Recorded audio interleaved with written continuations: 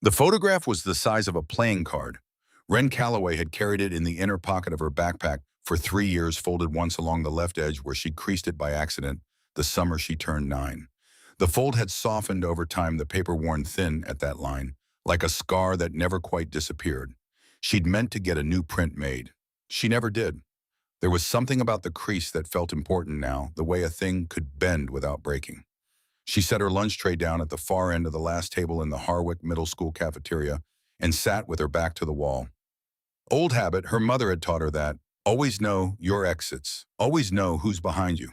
It was the kind of advice that sounded like paranoia until you understood the person giving it. Virginia Beach on a Monday morning in October had the quality of light that felt borrowed.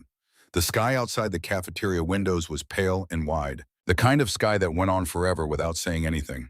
Wren had lived under 7 different versions of that sky in the past 4 years. 7 different towns, 4 different schools, each one requiring the same performance walk and calm speak when spoken to. Do not say anything that requires explanation. She pulled the photograph out. Her mother stood in the photograph the way she stood everywhere, like the ground beneath her was something she had personally approved. Full tactical gear, desert pattern uniform, the assault pack squared on her back with a precision that looked almost deliberate in its geometry. Her helmet was off, tucked under her left arm. Her hair was pulled back so tight it seemed like a decision rather than a style. And on her chest, just left of center, the pin that Wren had memorized the way other kids memorize sports statistics or song lyrics, the eagle clutching a trident and an anchor, a flintlock pistol crossing behind it. The Navy SEAL trident. Wren looked at it for a moment. Then she turned the photograph face down on the table before anyone walking past could see it. Mom says, be proud. She pressed her fingertip against the blank white back of the photo. But what is pride worth when nobody believes you? She'd been asking herself that question since the 3rd school. Harwick Middle School occupied a flat 2-story brick building 6 miles from Naval Station, Norfolk, which meant that roughly half the student body had a parent in some branch of the military. That should have made things easier. It did not. Military kids understood deployments and moving boxes and the particular silence of a house where one parent was simply gone for months at a time. What they understood less well in Wren's experience was the specific geography of what her mother did, the part of the military that existed in a category most people preferred to treat as fictional. She ate her lunch slowly. A girl with red hair and a lacrosse bag over her shoulder sat 2 tables away and glanced at Wren once with the mild curiosity of someone clocking a new face. Wren looked back at her tray. Interaction with new people on the first day always carried the same risk the moment when someone asked the natural, friendly, entirely reasonable question of what your parents did for a living. Wren had developed several deflections over the years. She works for the government. She's in the Navy. She travels a lot for work. Each one technically true, each one a small surrender. The bell rang. She tucked the photograph back into the inner pocket of her backpack and stood. She had 47 minutes before the class that would change everything, though she did not know that yet. Miss Lenora Quill taught 7th grade language arts and social studies in room 114, a classroom that smelled of old paper and dry erase markers and something vaguely floral that might have been perfume or might have been a candle burned at some point in the previous decade. She was a woman in her mid-40s with reading glasses she kept on top of her head like a second set of eyes she reserved for certain occasions. Her desk was organized with a precision that suggested either great discipline or great anxiety, and the motivational posters on the wall had been there long enough that their edges had begun to curl. Wren took the seat at the back left corner of the room. 22 other students filed in around her. She cataloged them the way she always cataloged new classrooms. The loud ones who owned the center of the room, the quiet ones who found walls, the ones in the middle who waited to see which way the social wind was blowing before committing. At the front, right, a boy with the kind of build that came from organized sport settled into a chair and immediately tilted back on 2 legs, as if gravity were a rule that applied to other people. He had a jaw that was already becoming a man's jaw, and the easy confidence of someone who had never once in his life wondered whether people liked him. Wren noted him the way she noted all potential complications, quietly without expression, filing the information away. Ms. Quill closed the door and stood at the front of the room with her hands folded in front of ear. She had the practiced stillness of a teacher who had spent enough years in front of children to know that stillness commanded more attention than volume. Before we get into the semester's first unit, she said, I want to start with something simple, something that tells me who you are. She paused. We're going to go around the room. Each of you is going to tell me your name and what one of your parents does for a living. Just a sentence. Don't overthink it. A brief pause. It's just conversation. Ren felt something tighten in her chest. She kept her face neutral. She was good at that. The exercise moved around the room with the comfortable rhythm of easy answers. My name is Tyler, and my dad is an aerospace engineer at Langley. I'm Madison, and my mom is a pediatric surgeon at CHKD. I'm Connor. My dad runs a commercial real estate firm in Norfolk. Brianna, my mom is a federal prosecutor. Each answer landed with a small, clean sound. Each one required nothing further.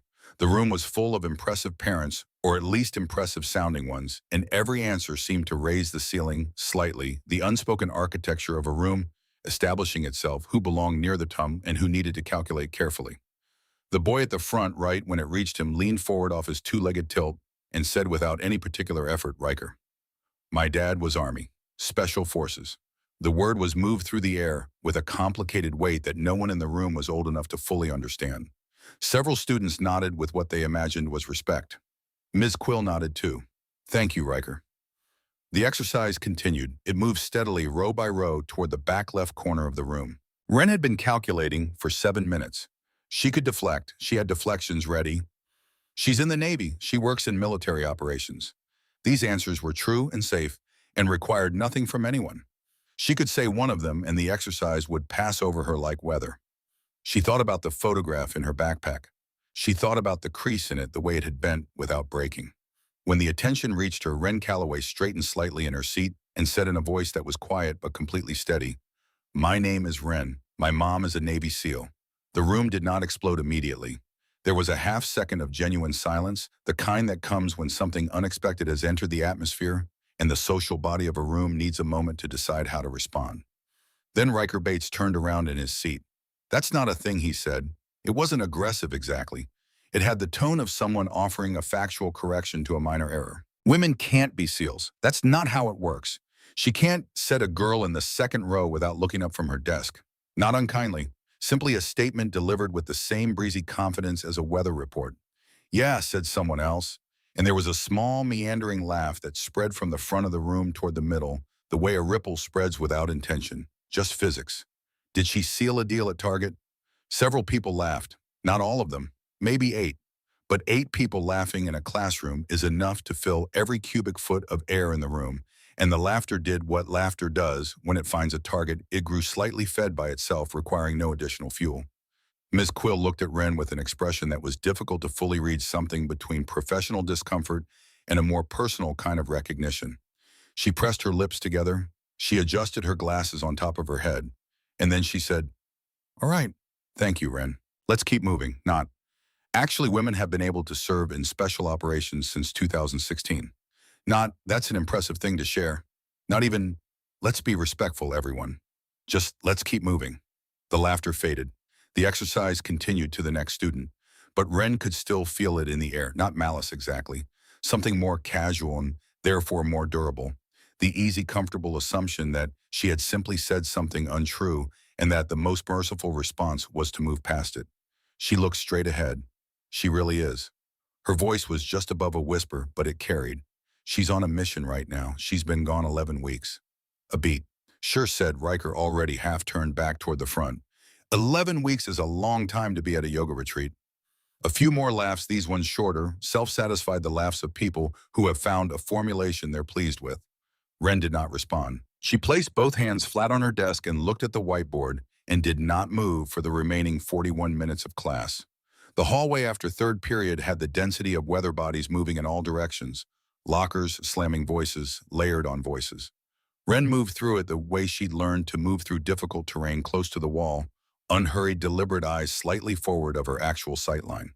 She almost made it to her locker without incident. "Hey," she stopped. The girl who had flagged her down was standing at a locker 2 rows over, not approaching, just calling across the gap. Red hair, the lacrosse bag from the cafeteria. She was looking at Ren with an expression that was entirely different from the expressions Ren had fielded in Ms. Quill's class. There was no mockery in it. There was no particular warmth either. What it had was a directness that Ren recognized as something rarer than either. "You're the new girl from Quill's class," the girl said. Ren, right. "Yeah, I'm Hadley." She didn't offer a handshake or move closer, just stayed where she was, leaning against the locker with her bag over one shoulder. "Was it actually true what you said about your mom?" Wren looked at her for a moment. She'd been asked this question before in various forms and at various schools. The usual versions came with a barely concealed readiness to laugh a setup looking for its punchline. This version had none of that. It was just a question delivered with the plain efficiency of someone who wanted an accurate answer. Wren unzipped the inner pocket of her backpack. She took out the photograph and held it so Hadley could see it. Hadley took one step forward and looked. She looked for a long time, long enough that Wren noticed her eyes moving across the image, carefully taking in details. The gear, the bearing, the trident on the chest. Then she looked up. "She looks like the real thing," Hadley said. "She is." Hadley handed the photograph back. A short silence settled between them, not uncomfortable, just the natural pause of two people deciding whether there was more to say. "Then why didn't you just show the class?" Hadley asked. "Would have stopped the whole thing right there." Wren put the photograph back in the pocket and zipped it closed. "Because she said I shouldn't have to prove the truth to people who've already decided not to believe it." Hadley considered this. Her expression shifted slightly, not agreement exactly. More like she was measuring the statement, turning it over, checking its weight. Then she nodded once the way people nod when they find a thing to be structurally sound, even if they haven't fully decided how they feel about it. "That's either really principled or really stubborn," Hadley said. "My mom would say those are the same thing." Something moved in Hadley's expression, not quite a smile, but the architecture of one. She adjusted the lacrosse bag on her shoulder. "You have lunch fourth period?" "Yeah, same. I'll save you a seat." She pushed off the locker and walked away down the hall without looking back. Wren watched her go. Then she turned and kept walking toward her next class, and for the first time since she'd walked into Horrock Middle School that morning, the tightness in her chest had loosened by some small but measurable amount. She heard it by accident, the way most things that matter get heard. It was late afternoon and after the final bell, and the school had gone through the particular transformation that always followed the end of the official day, from institution to empty building, the difference between a place full of rules and a place full of echoes. Wren had stayed late in the library to get her schedule properly sorted, with the front office a clerical confusion about her transfer credits that had taken longer to resolve than it should have. She was walking back down the main corridor toward the side exit when she passed room 114. The door was not fully closed. She would have kept walking. There was nothing that consciously pulled her toward it. But she heard her own name through the gap, not shouted, not even particularly loud, just spoken in the tone of a sentence that has weight, and she stopped. Through the 2-inch gap between the door and the frame, she could see a sliver of Ms. Quill's classroom. Ms. Quill was at her desk, leaning back in her chair, phone pressed to her ear. Her free hand was moving the way hands move when someone is working through something uncomfortable. Small, restless gestures, touching the desk surface and lifting away. "I know her mother serves," Ms. Quill was saying. "I've seen the transfer file. It lists active duty special operations. It's right there on the form." A pause. She listened to whoever was on the other end. "But what exactly was I supposed to say in front of 30 kids? They were already laughing. If I'd stepped in and said, 'Actually, she's right,' what does that accomplish? It just makes the new girl the center of something." Wren stood completely still. The corridor was empty in both directions. The echo of the building settled around her like held breath. "I'm not saying I handled it perfectly," Ms. Quill continued. Her voice had the friction of a person arguing with themselves as much as with the person on the phone. "I'm saying it was complicated. She's 12. She'll be fine. Kids are resilient." Another pause. Her free hand flattened against the desk and stopped moving. "Yes, I know.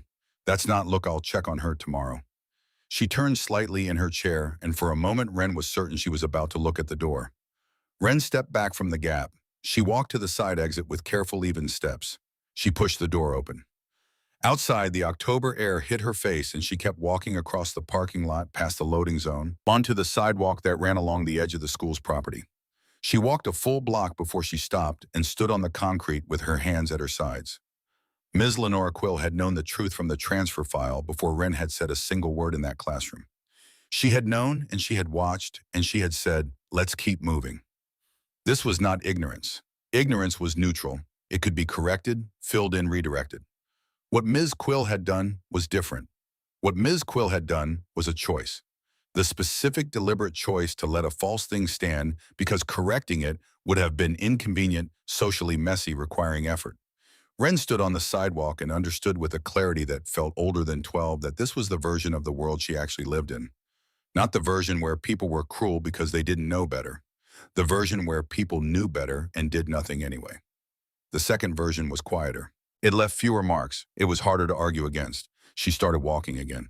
Home was 8 blocks east. The house was a 2-bedroom rental on Crescent Way that the Navy had sourced as temporary housing during deployment cycles, furnished in that way of places meant to be lived in, briefly with furniture that matched without having any particular personality, and walls painted the color of something trying very hard not to be a color at all. It was the third such house Wren had occupied. She had stopped putting things on the walls after the second one. She set her backpack down in the kitchen and took out her phone and called her mother. The phone rang twice. "Then, you've reached Commander Sloan Calloway. I am currently unavailable. Leave a message and I will return your call as soon as I am able." The voice on the recording was her mother's, but not it had the clipped, flattened quality of a voice being professionally careful. Every word placed like equipment, packed in order of priority.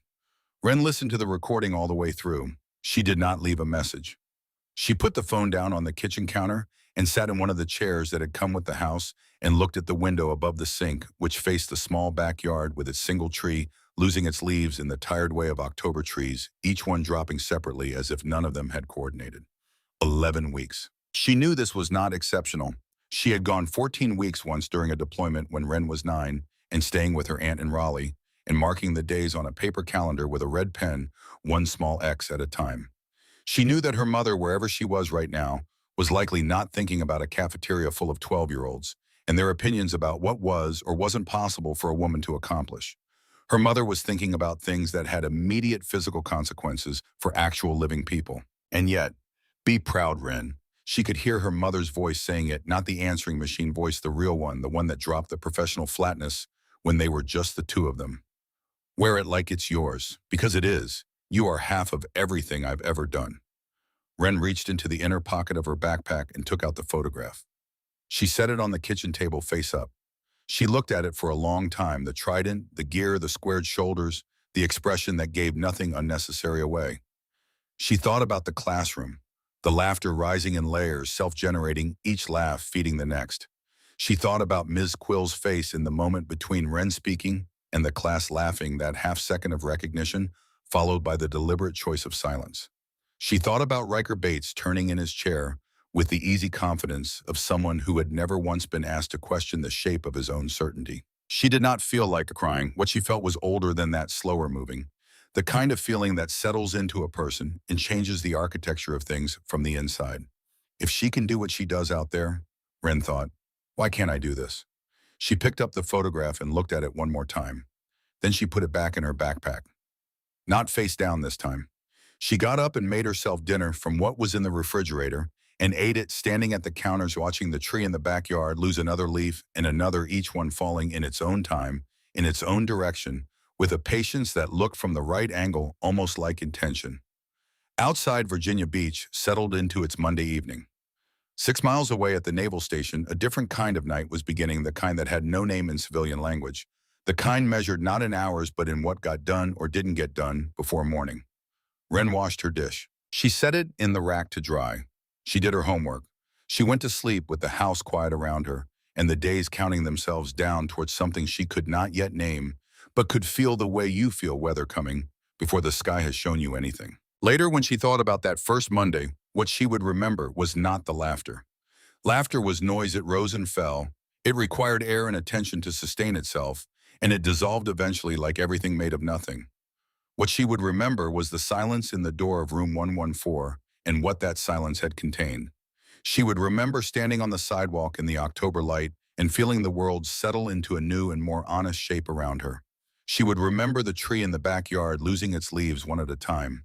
And she would remember sitting at the kitchen table with the photograph face up in front of her, not turned over, not tucked away, just present while the house held its quiet and the days counted themselves down. 11 weeks, one day at a time. Try again. Tuesday arrived the way bad weather arrives, when you already know it is coming, not as a surprise but as a confirmation, the sky making good on a promise it had been building toward the day before. Wren walked through the front entrance of Harwick Middle School at 7:52, with her backpack over both shoulders and her eyes slightly forward of where she was actually looking, and she made it 11 steps inside before she understood that something had shifted overnight in the social architecture of the building. It was not a single thing she could point to. It was a texture, the way certain clusters of students looked at her and then looked away, the way a conversation near the water fountain slowed as she passed, then resumed after she'd gone by.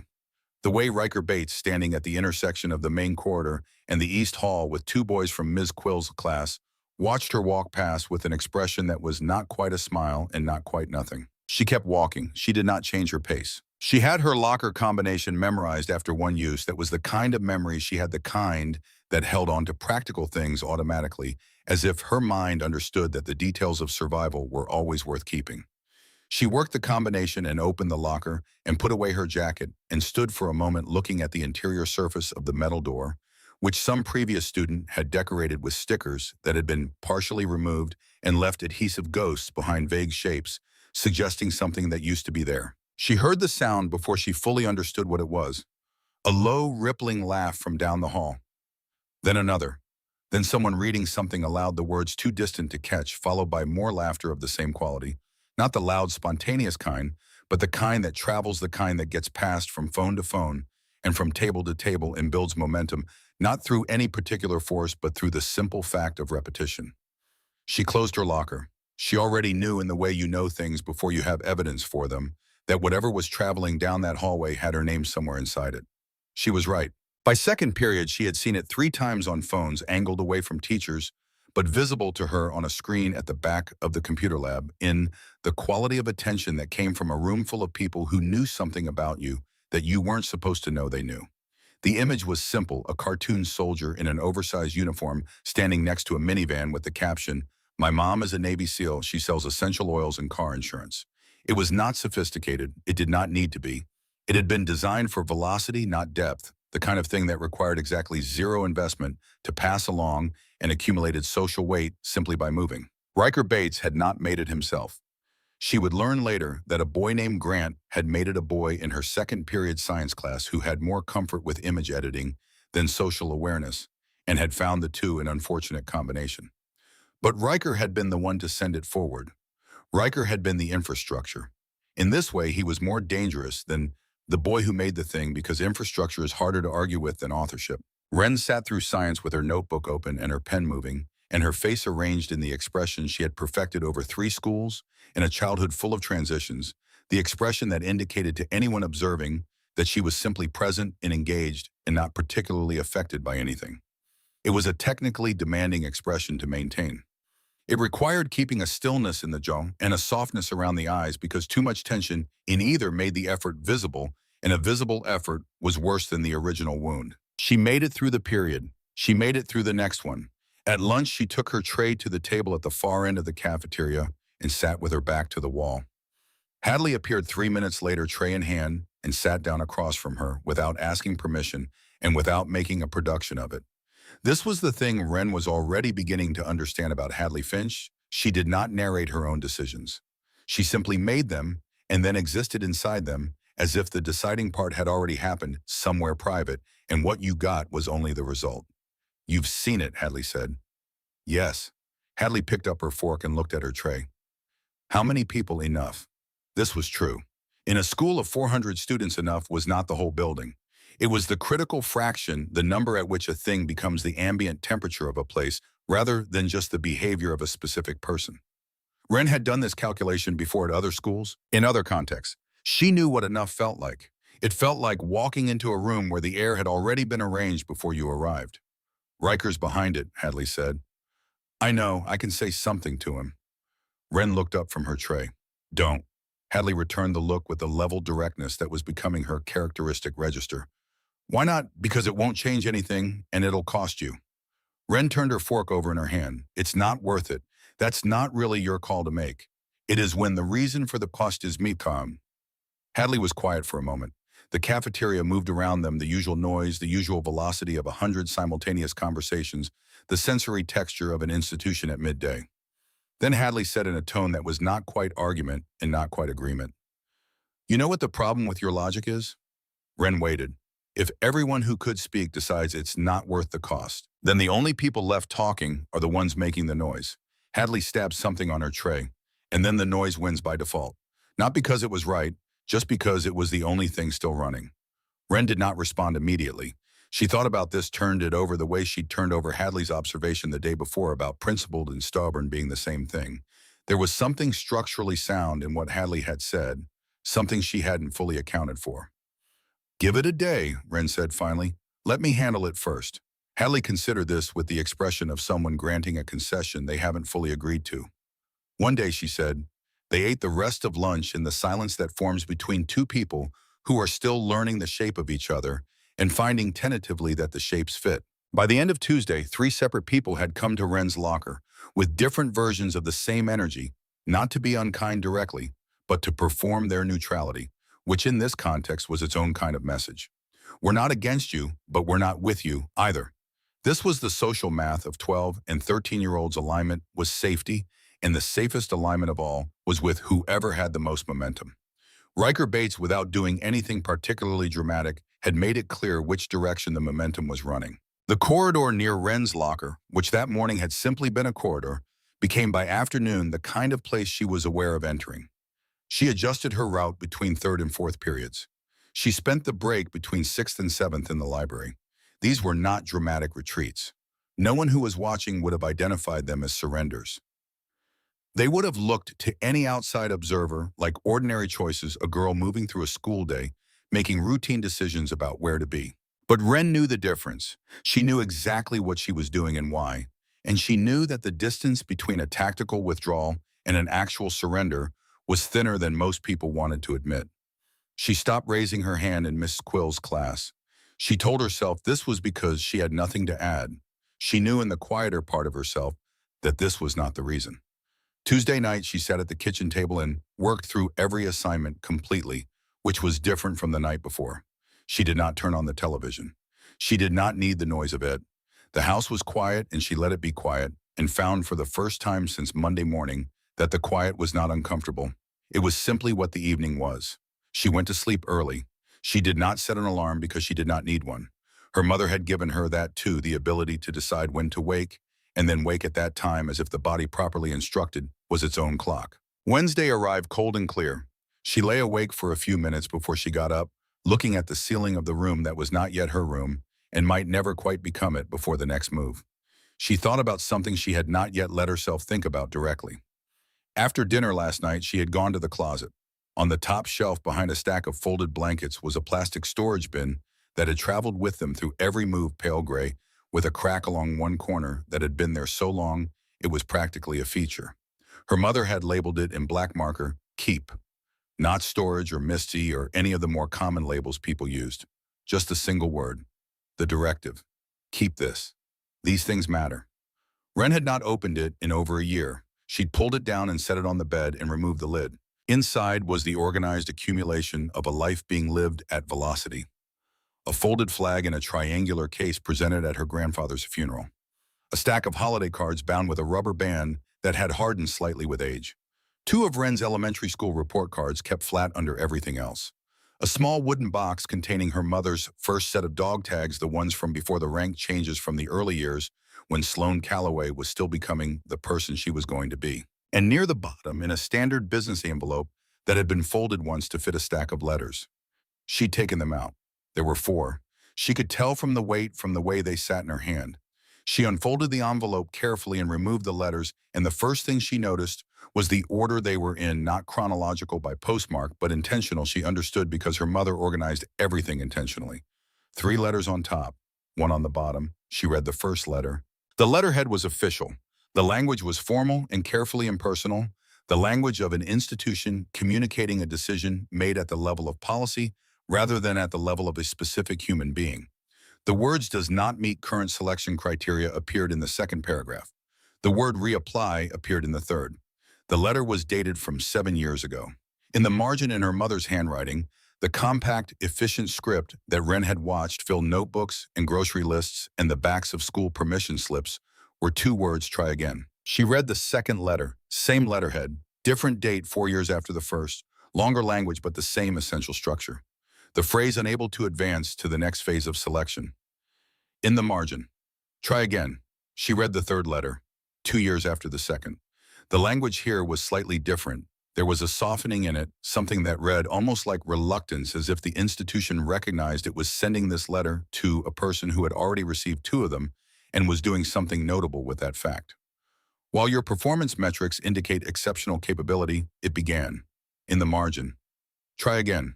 She held all three for a moment. Then she picked up the fourth letter. This one was different before she even opened it.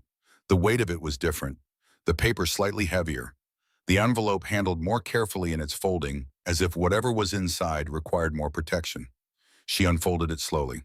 Dear Petty Officer Calloway, it is our honor to inform you that you have been selected. She did not read the rest of the sentence right away. She sat on the edge of the bed with the letter in both hands and looked at the beginning of it, it is our honor, and felt something move through her that was not quite a named emotion, but was the space several emotions occupied simultaneously.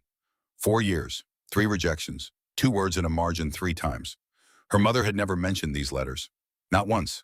Not in any of the stories she'd told about her path, the summaries she'd offered when Wren asked about how you became what she was. She had described it as hard. She had described it as long. She had said it required deciding every morning that you were still going. But she had not said that she'd been told no officially in writing on institutional letterhead 3 times before she was told yes. Wren sat with this for a long time. She thought about a woman she knew, a woman she thought she knew completely, sitting down at a desk after each of those 3 letters and writing 2 words in the margin.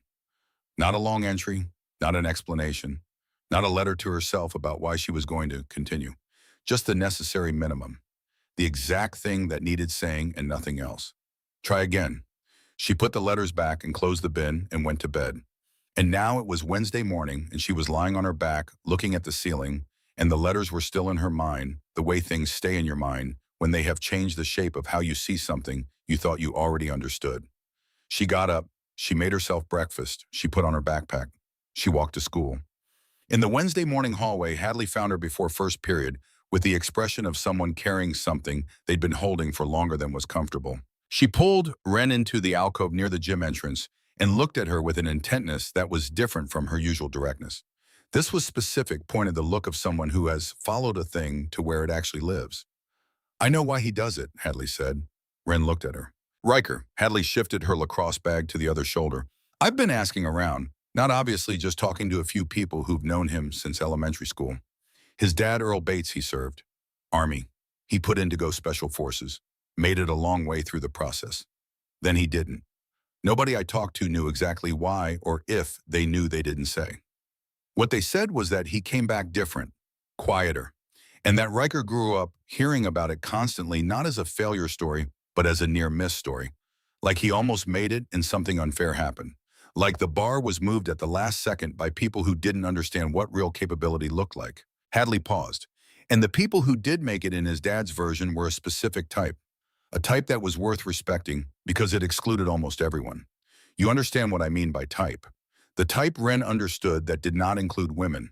The type that organized itself around a definition of qualification that required excluding certain categories of person. Because if those categories of person could qualify, then the story Earl Bates told about the selection process, the story that held his own failure as something noble and rare, rather than something correctable, that story collapsed entirely.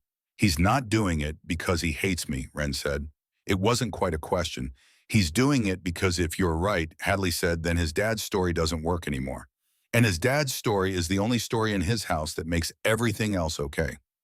Wren looked at the gym wall for a moment. The paint was that institutional shade of green that schoolrooms and government buildings shared, a color chosen decades ago for its neutrality and succeeding so completely that it communicated nothing except the fact of its own presence. He's protecting something, Wren said. Yeah, something that's already broken. Hadley said nothing. This was Wren recognized her version of agreement. The bell for first period rang. Students streamed past the alcove entrance, backpacks and voices, and the organized chaos of a building full of people going to different places at the same time. Wren thought about 3 letters with 2 words in the margin. She thought about a woman who had been told she was the wrong kind of person 3 separate times by 3 separate official documents, and who had written try again with the compact efficiency of someone for whom that was the only available response. Okay, Wren said. Hadley looked at her. Okay, what? Okay, I understand it. She picked up her backpack. Doesn't change anything, but I understand it. They walked out of the alcove into the hallway and moved with the current of students toward first period, and Wren let the information about Riker Bates settle into whatever part of her she kept information that was important but not yet actionable. filing it next to the letters and the crease in the photograph, and the sound of her mother's answering machine saying, "I am currently unavailable," in its carefully professional voice. She made it to third period before she stopped in front of room 114. She had not planned this stop. She had planned to go directly to the water fountain and then to her seat and sit in that seat for 50 minutes without raising her hand and without acknowledging by any signal that anything was happening around her. That was the plan. But she stood in front of the closed door of room 114 with her hand not quite on the handle, and she thought about Ms. Quill's voice through the gap on Monday afternoon, saying, "I've seen the transfer file, and she'll be fine, kids are resilient," and she thought about the texture of that sentence, not false exactly, but deployed in the service of convenience rather than truth, and she pushed the door open. Ms. Quill was at her desk 20 minutes before class, grading something with a red pen she lowered when Wren entered. Her expression reorganized itself through several configurations in a short-span surprise. First, then something that was almost guilt, reconfiguring itself into professional calm, then something else underneath, that something older and less easily named. "Wren," she said. She set the pen down. "You're early. I need to talk to you." A pause. Ms. Quill gestured toward the chair beside her desk, the one usually occupied by students being gently corrected or encouraged, the chair of difficult conversations. "Sit down. I'll stand." Something in Ms. Quill's expression shifted. Wren set her backpack down on the nearest desk and stood with her hands at her sides and looked directly at the woman across from her and said, "You knew. Before I said anything in class Monday, you'd seen my transfer file. It lists active duty special operations. You knew what I was going to say was true, and when I said it and the class laughed, you said, 'Let's keep moving.' And that was a choice." Ms. Quill did not look away. She did not offer an immediate defense. She sat with her hands on the desk and looked at Wren with an expression that was doing something difficult, not performing remorse and not defending against accusation, but actually working the way a face works when it's catching up to what a person already knows but hasn't yet said aloud. The silence stretched. Then Ms. Quill said, "You're right, it was a simple sentence, 2 words. It had no modification attached to it, no but, or however coming behind it to soften what it meant. It just sat there between them, present and unqualified." Wren had prepared for several responses. She had not prepared for this one. It changed the shape of what she'd walked in here to say, rearranged something in the room. "I knew," Miss Quill said. "I could have said one sentence. Just one would have done it." She looked at her desk. Her hands had changed their position slightly, the way hands change when a person is no longer performing but actually feeling something. "I told myself it would make things harder for you, more attention, more center of the room. I told myself I was protecting you from that." "That's not why," Wren said. Not unkindly, simply accurately. Ms. Quill looked up. "You were protecting yourself," Wren said, "from whatever it costs to say something true in public when the room has already decided the other way." A long silence. Ms. Quill sat back in her chair. She looked at Wren with an expression that had something in it Wren hadn't expected to find in an adult's face at 8:40 on a Wednesday morning, something that looked stripped of its professional overlay, like recognition. Like the expression of someone who has been seen in a way they didn't arrange. "I was 22, Ms. Quill said finally. Her voice was different now. Lower, stripped of the cadence of classroom management, the voice of someone talking from somewhere further back. "I applied. To the military. I scored in the 92nd percentile on the ASVAB. I'd been running 6 miles a day for 2 years. I was ready." She paused. "The recruiter told me there were certain roles that might not be the right fit given my profile. He didn't specify what profile he meant. He didn't have to. I knew what he meant. I withdrew my application. Not because I believed him, because I was tired of arguing with people who had already decided." Wren stood in the space this sentence created. "And then 20 years went by," Ms. Quill said, "and I'm standing at the front of a classroom and a 12-year-old girl says her mother is a Navy SEAL and 30 kids laugh and I—" She stopped. She pressed her lips together. "I said, let's keep moving." Because 20 years of choosing the easier thing had made it the automatic thing. She looked at Wren directly. "That's not an excuse. It's a confession." Wren looked at her for a long time. She thought about 3 letters in a storage bin, each one answered with 2 words. She thought about what her mother had said about the truth speaking for itself. She thought about the difference between a person who had been defeated by a series of closed doors and a person who had written "try again" beside each one. She thought about what it meant that those 2 kinds of person could start from exactly the same place. "You could still say something," Wren said. "It's Wednesday, Miss Wren." Quill's expression moved through several configurations. Then she nodded a single deliberate nod that was a commitment rather than a courtesy. I know, she said. I intend to. Wren picked up her backpack and put it over her shoulder. She looked at Ms. Quill for one more moment, not with forgiveness, not with anger, but with the clear-eyed assessment that lies between the two. The look of someone who has taken accurate measurement of a thing and knows what to do with that measurement. Thank you for telling me the truth, Wren said. She walked to her seat at the back left of the room. Other students began arriving. The classroom filled around her with its ordinary morning noise and energy, the texture of 22 people arriving at a space they inhabited daily and taking up their usual positions within it.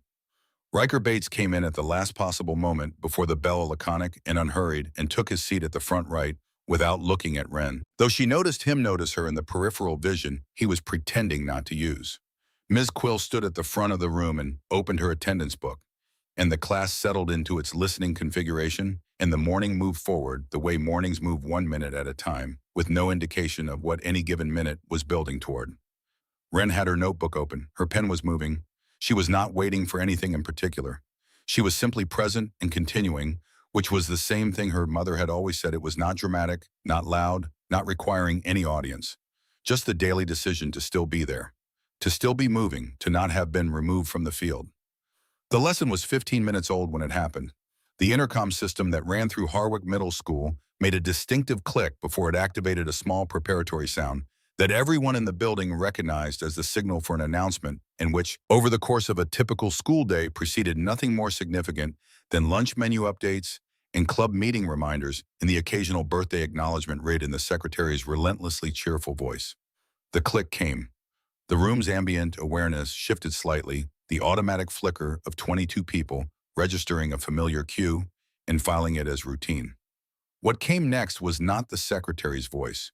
It was the voice of Principal Whitmore, not his announcement voice, which was measured and slightly formal, but a voice that was doing something Wren's ear flagged immediately. It was the voice of a person speaking carefully because they were managing something while they spoke. The vocal texture of controlled urgency. All students and staff, please remain in your classrooms. This is a lockdown. This is not a drill. Remain in your classrooms, move away from windows, and await further instruction. This is not a drill. The intercom clicked off. The room went completely perfectly still. 22 students sat in their chairs in the paralysis of a group that has just been told to make no noise and is now producing precisely that the silence that is not peaceful but taut, charged, held together by the deliberate effort of everyone in it. Then from outside the south-facing windows of room 114 came a sound that no one in the room had a domestic reference for. It moved through the October air with a low rotary insistence growing in amplitude as whatever was producing it descended. A helicopter, not distant, not crossing overhead on its way somewhere else. The sound of a helicopter that had found its destination and was committing to it. Ms. Quill, who had been standing at the front of the room with her hand still on the whiteboard marker, said quietly and efficiently, "Okay, on your feet, away from the windows. Move."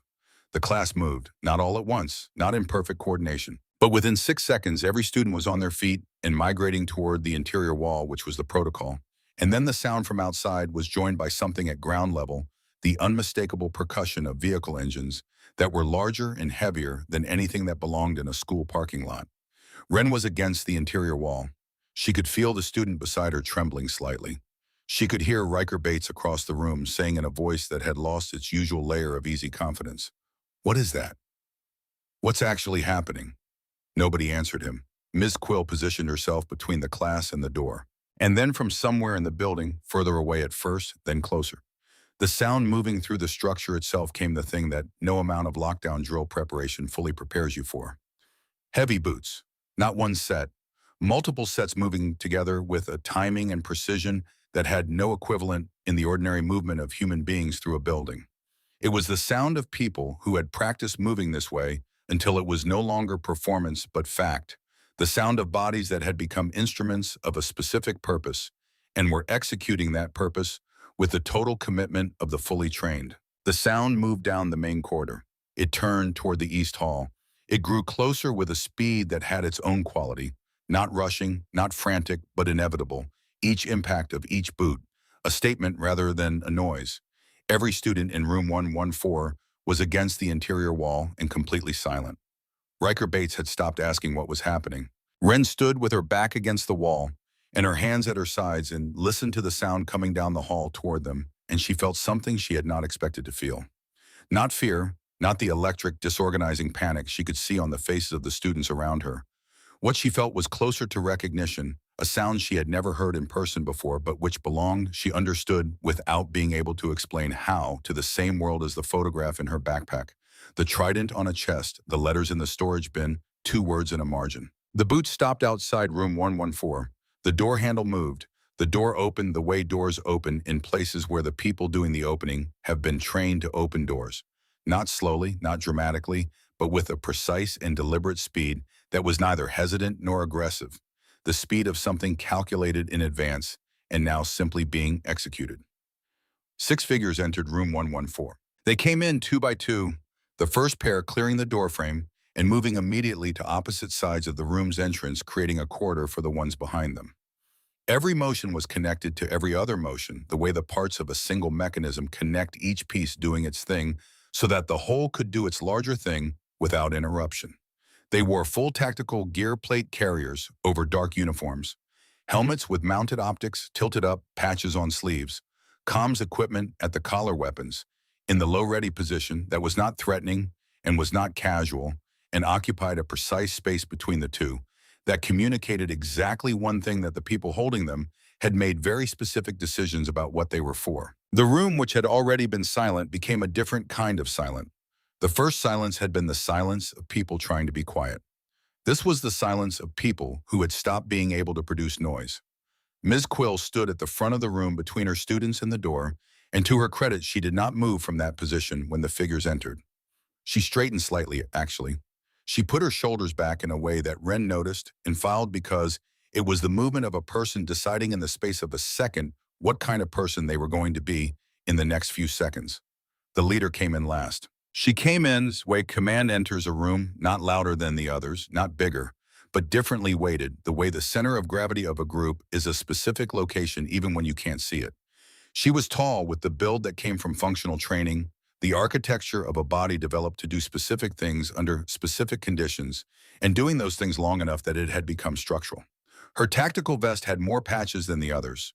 Her movement had an economy to it that the others had and she had more of. She swept the room once, top to bottom, left to right. The kind of sweep that takes in everything and files everything in the time it takes most people to blink. Then she said in a voice that was measured and completely level, "Room secure." Eyes forward.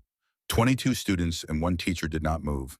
Several of them were not breathing, or were breathing in the shallow, involuntary way of people whose nervous systems had taken over the function from conscious choice. Riker Bates was against the wall 3 feet from where he'd been sitting, and whatever the expression on his face had been doing for the past year and a half of his social career at Harwick Middle School, it was not doing that now. It was doing something much simpler and much younger. The leader stood at the front of the room. The only sound was the continued rhythm of the helicopter outside lower, now settling, and the distant sound of vehicle engines that had stopped moving and were simply running. Then the leader reached up with her right hand and unsealed the side release of her helmet. She lifted it with the ease of someone who had put on and taken off this particular piece of equipment several thousand times, and she held it at her side. The face beneath it was revealed to the room. She looked toward the back left corner of the room. Her voice, when it came, had changed. It lost the tactical flatness, or rather, the tactical flatness went somewhere underneath, still present, still structural, but overlaid now with something that had nothing to do with operations or commands or secured rooms. "Hey, Wren," she said, "you forgot your lunch again?" The silence that followed this sentence was of a completely different order than any silence that had preceded it in that room or possibly in that building. It was the silence of 30 people standing inside a moment that had just reversed itself. The kind of silence that happens when the thing you thought you were watching turns out to have been something else entirely, and the new information takes a moment to travel from the ears to the place in the mind where understanding actually lives. Riker Bates's mouth opened. Nothing came out. Wren Calloway stood against the interior wall with her backpack over one shoulder and looked at the woman at the front of the room. She looked at the trident on her plate carrier, the eagle, the anchor, the pistol, the pins she had memorized the way other kids memorized other things that mattered to them. She looked at the face she had not seen in person in 11 weeks and 2 days. Then she stepped away from the wall, This was the moment that would stay with everyone in that room for years afterward. Not the entrance, not the helmet coming off, not the sentence about the forgotten lunch. Though all of those would be remembered, what would stay was this: the girl at the back of the room stepping away from the wall and walking forward. Not running, not rushing. Walking with a deliberateness that was its own kind of statement between the desks and past the students and toward the front of the room. Not Commander Calloway coming to her daughter coming to her. Wren crossed the room in 7 steps and stood in front of her mother, and for a moment neither of them did anything at all, because some moments require a pause before they can be inhabited properly, and this was one of them. Then Commander Sloan Calloway put her free arm around her daughter and held her with the quality of embrace that belongs to people who know what it is to go a long time without it, not performed, not soft, but total, the kind of holding that is also checking the physical equivalent of, "You're here, I'm here, we're both here." Wren did not cry. She pressed her face into her mother's shoulder and breathed in the smell of tactical gear and cold air, and something underneath that was just her mother, just the particular human fact of the person who had raised her, and she held on with both arms and did not make a sound. The room around them was still perfectly silent. After a moment, Commander Calloway straightened and looked at the class with an expression that was professional again, but not entirely. Something in it retained the warmth of the previous 30 seconds, the way a room retains heat after a fire has been reduced but not extinguished. She addressed the room. "My name is Commander Sloan Calloway. We're conducting a joint training exercise with the base facility 3 miles east. Earlier this week, your principal received notice that a training element might operate in this area. The exact timing was not specified because in real joint exercises, it never is. When our vehicles entered the perimeter, your principal made the correct call. He initiated lockdown protocol without confirmation because that is what the protocol requires, and that is what any responsible administrator would do. He protected this building. The alarm you felt was appropriate. It means the system worked." She paused a half beat. "I apologize for any distress. I do not apologize for the exercise." No one moved. "The unofficial reason we're in this particular building," she continued, and her voice shifted again just slightly, "is that I have an 11-week backlog of forgotten lunches to deliver, and I was in the area." 2 students laughed. It was a releasing kind of laughter, the kind that comes when the nervous system has been holding something and finally gets permission to put it down. Several others smiled. The texture of the room changed. The alarm didn't disappear, but it reorganized itself into something closer to wonder, which is what alarm becomes when the threat turns out to have been something else entirely. Commander Calloway turned her attention to the right side of the room. Riker Bates was still against the wall. He had not returned to his seat. His arms were crossed in the unconscious way that arms cross when a person is uncertain what to do with themselves and needs something to hold. He was not performing anything. There was nothing left in him at that moment with which to perform. Commander Calloway looked at him for a moment, not unkindly and not the way someone looks at a person they intend to correct. The way someone looks at a person they have taken accurate measure of and found to be more complicated than the surface suggested. "What does your father do, son?" she asked. The question was quiet. It had no edge in it. It was a genuine question asked in the tone of someone who actually wanted the answer. Riker uncrossed his arms. He looked at the floor for a half second and then back at her. "He served ma'am," he said. The word ma'am came out with a reflexive quality, the training of a household where that word had been used and had meant something real. Commander Calloway nodded, a single slow nod. "Then he paid a price," she said, "and he knows what the price costs. People who've paid it understand something about it that nobody else does." She held his eyes for a moment. "Honor that, and honor everyone else who steps up to pay it, regardless of what they look like. Because the price is the same for all of us. The terrain doesn't care." She said this without pointing, without naming what she was referencing. It hung in the air of the room as something that everyone present understood was specific and also general, a thing said to one person that was true for everyone. Riker looked at her for a long time. Then he nodded. It was not the performance of agreement. It was the nod of someone who has had a door opened onto a room they didn't know was there and is still standing at the threshold deciding whether to go in, but can already see enough of what's inside to know the room is real. Commander Calloway looked at him for one more second. Then she looked away, and there was a mercy in the looking away that Riker Bates would not name for years, but would not forget. Ms. Quill stood at the front of the room. She had moved back to her usual position, central slightly forward, the position of a person who was the responsible presence. But she was standing differently than she stood when she was teaching. Her shoulders were in the position Ren had noticed them take when the door opened, back deliberate, the posture of a decision that had been made and was now being inhabited. She spoke. I want to say something. Her voice was steady. It did not have the polished quality of a planned statement. It had the texture of something being said in real time from a place that was real. Ren told you the truth on her first day in this classroom. Monday morning. She told you what her mother does, and this class laughed, and I said, let's keep moving. She paused. I knew she was telling the truth before she said it. I had access to information that confirmed it, and I chose to move past the moment rather than correct it. That was wrong. It was wrong in a way I want to be clear about, not a small mistake, not an oversight. A choice I made for reasons that had nothing to do with what was right and everything to do with what was easy. The room was very quiet. Ms. Quill looked at Ren directly. I'm sorry, she said. To you and to everyone in this room who learned from watching what I didn't do, that truth is optional when it's inconvenient. It isn't. It's not optional. I should have known better. I did know better. She looked at her hands for a moment. I intend to do better. Starting now, starting with this. The sentence was finished.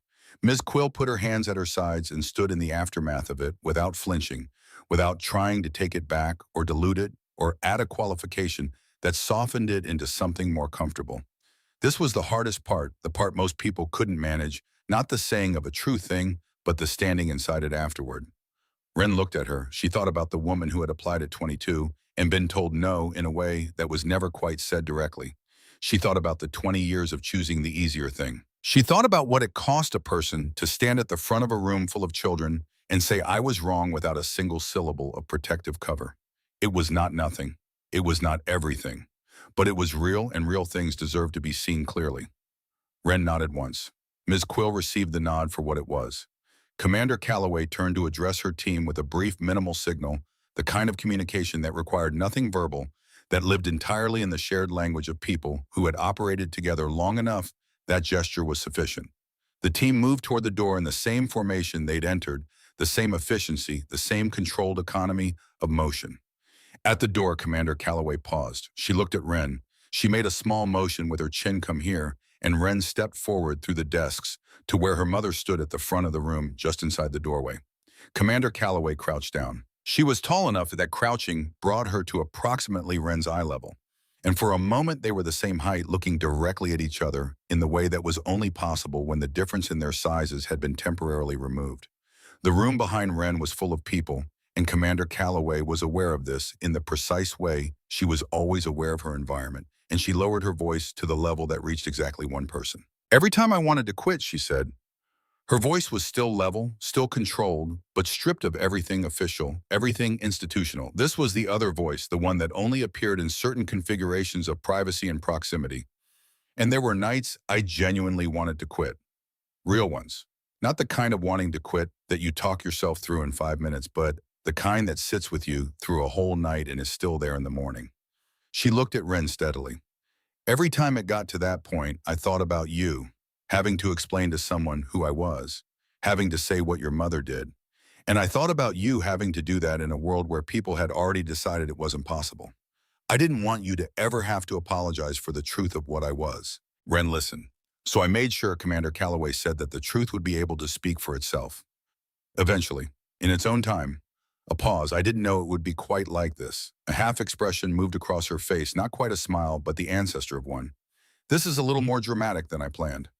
Ren looked at her mother. She thought about what she'd understood from the letters in the storage bin, about the direction of things, who was protecting whom, who was being held up by whom. She had walked into the kitchen on Monday night, believing with the simple and unexamined confidence of childhood that her mother was the one doing the sustaining, that the relationship moved in one direction, the strong one going forward and the small one being carried. The letters had started to change this. What her mother had just said finished it. You kept going, Ren said, because of me. Because of you, Commander Calloway confirmed. Every single time. Ren stood with this. She thought about the crease in the photograph, the soft fold along the left edge, the place where the paper had bent but not broken. She had kept carrying that photograph even after the crease appeared, even after it was imperfect, because the imperfection was not a reason to stop carrying something that mattered. She understood now, with the clarity of a mind that had been working on a problem for 3 days without knowing it, that this was the thing her mother had been doing for 11 years. Carrying something that was imperfect, that was worn and creased and bent along the edges by the specific weight of what it required in continuing anyway. Not in spite of the difficulty, because of what waited on the other side of it. She stepped forward and held her mother again briefly with the same quality of holding as before. 4. Total checking the physical statement of two people verifying that the other is real. Then Commander Calloway stood to her full height. She put her helmet back on. The visor stayed up. She looked at Ren for one more second with an expression that said everything a complete sentence would have said and said it more efficiently. Then she turned and followed her team out the door. The sound of boots moved back down the hallway, diminishing this time, moving away the same precision in reverse. And then the sound reached the end of the corridor and turned, and the building went quiet, and the helicopter outside moved again, its low rotary rhythm lifting and changing frequency as it gained altitude and distance. And within 2 minutes, the sound of it was indistinguishable from the ordinary Virginia Beach sky. And then it was gone. Room 1014 was still. Then someone made a sound. Not a word, something shorter and less formed than a word, the involuntary sound of a person who has been holding something and has just put it down. Then another. The room began to decompress with the slow organic rhythm of people returning to themselves after something extraordinary has passed through the space they occupy. Ren walked back through the room to her seat at the back left corner. She sat down. She opened her backpack. She took out the photograph. She set it on the desk in front of her, face up, and looked at it, the trident, the gear, the expression that gave nothing unnecessary away. The crease along the left edge was there as it had always been visible if you knew to look, soft and permanent, the record of a bend that had not become a break. She did not turn it over. She did not tuck it away. She left it there on the desk in the open, in the light that came through the south-facing windows of room 114 on a Wednesday morning in October, and if anyone looked at it and had questions, she was prepared to answer them. She was done with the calculation of whether the truth required protection from people who hadn't yet decided whether to believe it. The truth was the truth regardless of what room it was in and regardless of who was in the room with it. She had not invented this understanding. She had inherited it the way you inherit the things that matter, not through being told, but through watching someone live them over and over until the pattern is in you too. Hadley slid into the seat beside her. She looked at the photograph on the desk. She looked at Ren. She didn't say anything, which was the right thing to do. The moment had a weight, and Hadley Finch had the instinct to recognize when a moment's wait required silence rather than words. She simply nodded once with the nod that was not a courtesy, but an acknowledgement, the nod that said, I see what just happened here, and I was here for it, and this matters. Ren nodded back. Across the room, Riker Bates had returned to his seat. He was not on his phone. He was not tilted back on two chair legs with the comfortable gravity-optional posture of someone who owned the room. He was sitting with both feet on the floor and his hands on the desk and his eyes directed somewhere between his desk and the whiteboard, the location of someone doing an interior calculation that is taking up enough attention that the exterior world has blurred slightly. He did not look at Ren, but he did not look away from her in the way he had looked away before. The previous looking away had been the looking away of someone affirming a position, making a choice about alignment by directing their attention elsewhere. This was different. This was the looking away of someone who was not yet ready to arrive somewhere, but had stopped moving in the opposite direction. Near the end of the period, without announcement and without making a thing of it, Riker leaned across his desk and said something quietly to the boy beside him. Ren couldn't hear the words, but the boy glanced over at Ren's desk, not with the practiced dismissal of the last 2 days, but with something more neutral, more recalibrating, and then looked back at Riker and nodded. Ren did not know what had been said. She did not need to know. Some resolutions did not arrive with language. Some of them arrived as a shift in the angle of a glance, a conversation that happened just out of earshot, a small adjustment in the way the room organized itself around a person. It was not forgiveness. It was not alliance. It was a door that was no longer closed. That was enough for now. Enough was enough. Ms. Quill stood at the front of the room and the lesson continued. The particular ordinary machinery of an institution going about its daily work reasserted itself around the extraordinary thing that had passed through it, and this was not a diminishment of what had happened, but the natural order of things. Life does not pause after important moments. It simply proceeds into the next thing, carrying whatever the important moment has added to its weight. Ren took notes. She raised her hand twice during the lesson. Ms. Quill called on her both times without hesitation and received her answers with a nod that had nothing performative in it, nothing compensatory, just the ordinary acknowledgement of a teacher receiving a correct answer from a student. This was Ren understood the less dramatic but more durable version of what had happened earlier in the morning. Not the apology, but the behavior change. Not the statement, but the practice. Anyone could make a statement. The thing that mattered was what you did with the next 40 minutes and the 40 minutes after that. The bell rang. Students gathered their things and filed out with the dispersal energy of a class released from containment. The social texture of the hallway outside room 114 was different from what it had been that morning. Not transformed. Transformation was the wrong word for something that happened in a single morning and would take much longer to settle into anything permanent. But different.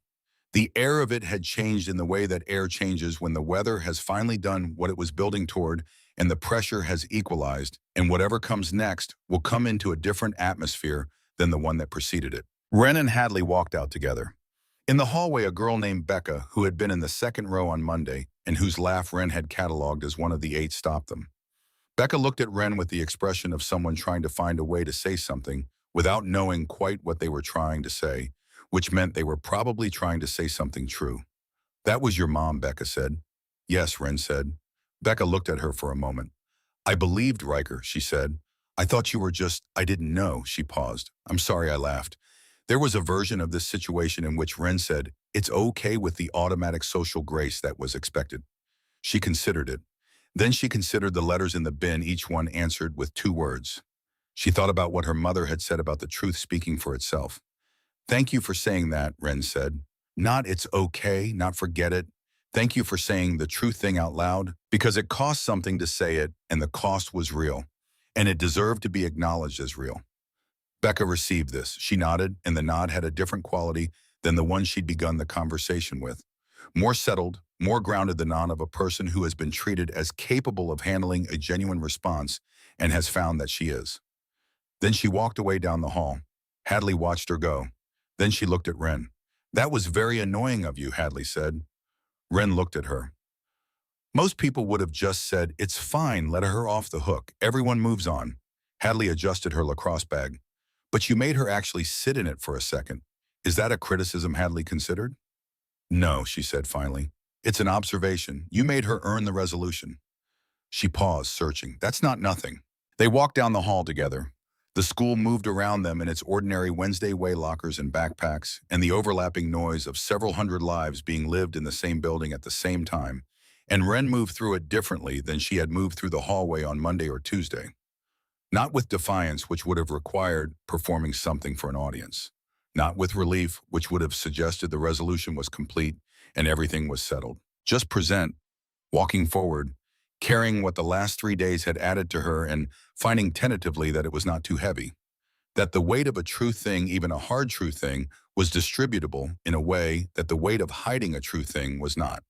The rest of the day moved through its ordinary divisions. In science, she answered a question that had been hanging since last week's lab, something about convection currents and thermal transfer.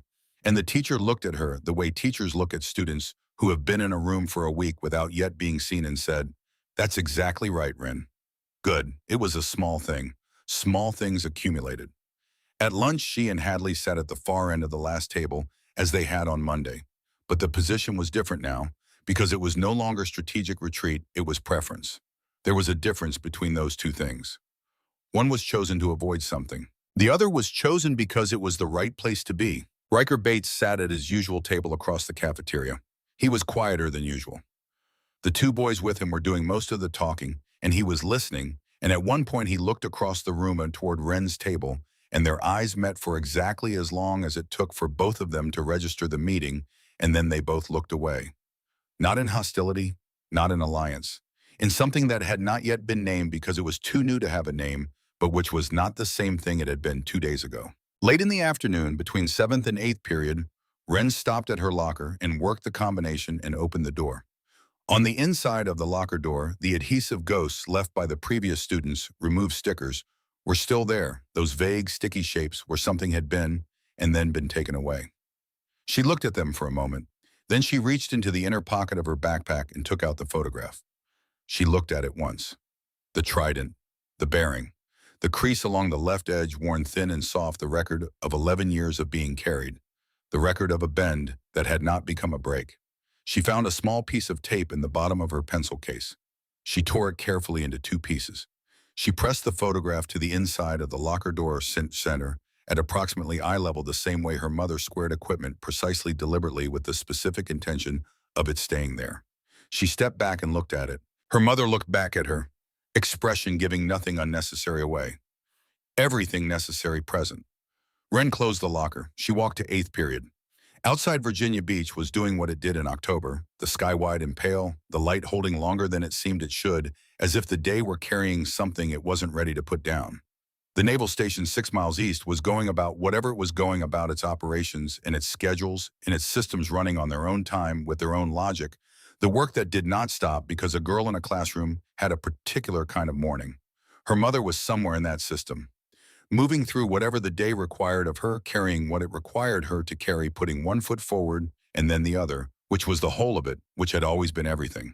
11 weeks and 2 days, and then one morning that changed the shape of the weeks preceding it retroactively. The way important things do not erasing them, but recontextualizing them, giving them a frame that made what had seemed like only hardship visible also as preparation, visible also as evidence, visible also as the cost of something that mattered, paid in the only currency that actually counted, which was showing up regardless.